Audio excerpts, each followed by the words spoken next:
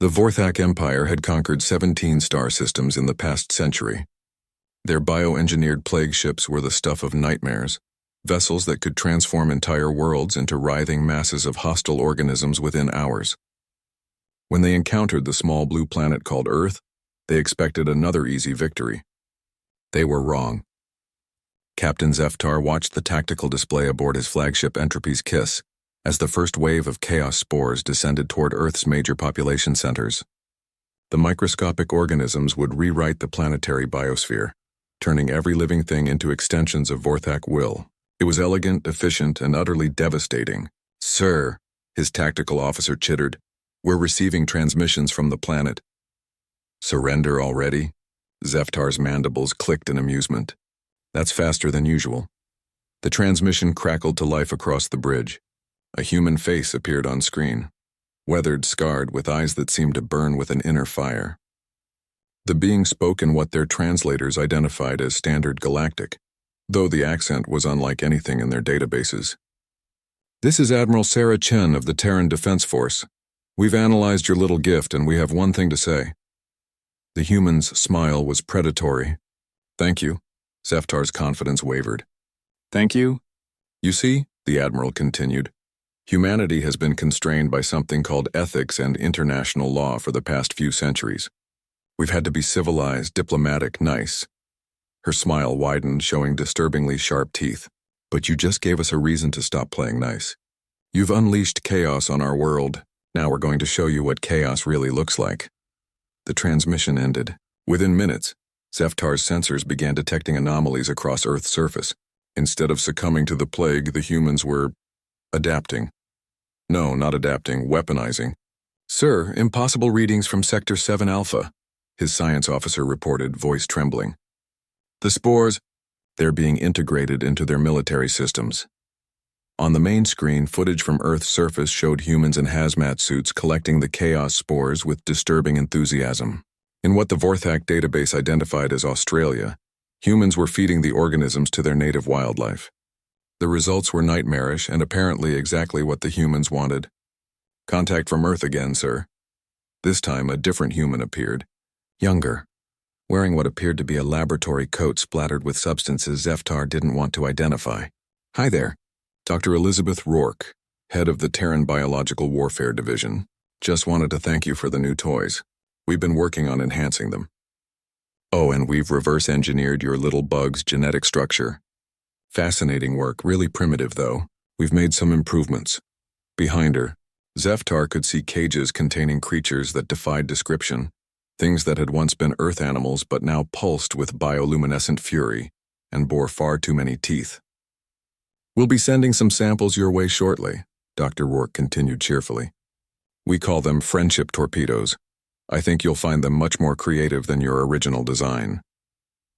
The transmission ended just as Zeftar's proximity alarms screamed to life.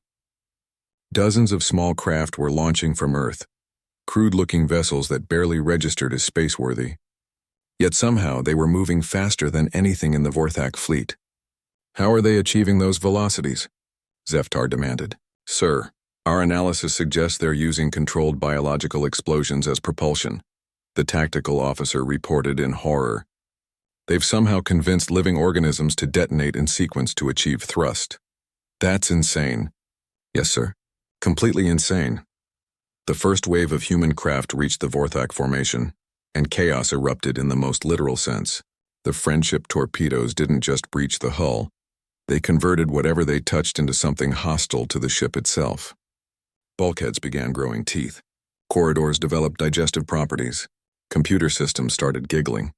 As his flagship began to literally eat itself from the inside out, Zeftar received one final transmission. Admiral Chen appeared again, now standing in what appeared to be a military command center that was somehow also a greenhouse full of weaponized plants. "Captain, you made one critical error," she said, her voice calm despite the orbital battle raging around Earth. "You assumed chaos was something you could control and direct. But chaos isn't a weapon, it's a philosophy. And humans, we've been perfecting chaos for thousands of years. We call it creativity." Behind her, Zeftar could see human technicians casually working alongside organisms that shouldn't exist, treating reality-warping bioweapons like helpful pets.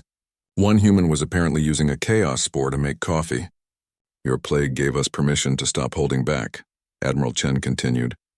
To stop being reasonable. To embrace the glorious insanity that we've been suppressing in the name of civilization. So again, thank you. This is the most fun we've had in centuries. As the Entropy's kiss began to fold itself inside out while humming what sounded suspiciously like show tunes, Zeftar managed to croak out one last question. What? What are you? Admiral Chen's smile was radiant with terrifying joy. We're humans, Captain. We're the species that looked at the concept of mutually assured destruction and thought, that sounds like a good starting point. We're the beings who domesticated wolves by being crazier than they were. We're the civilization that invented both philosophy and nuclear weapons, sometimes in the same century. The transmission flickered as Zeftar's ship continued its impossible transformation. But most importantly, Admiral Chen concluded, we're the species that just learned we don't have to be nice anymore. And we are very, very good at not being nice. As the Vorac fleet retreated in disorder, those ships that could still move in conventional directions, Earth's transmissions followed them across the galaxy. Not threats or demands, but something far worse. Invitations. Humanity had tasted chaos and found it delicious. Now they were eager to share the recipe with the rest of the universe, whether the universe wanted it or not. The Galactic Council's emergency session 3 days later would produce only one resolution, passed unanimously.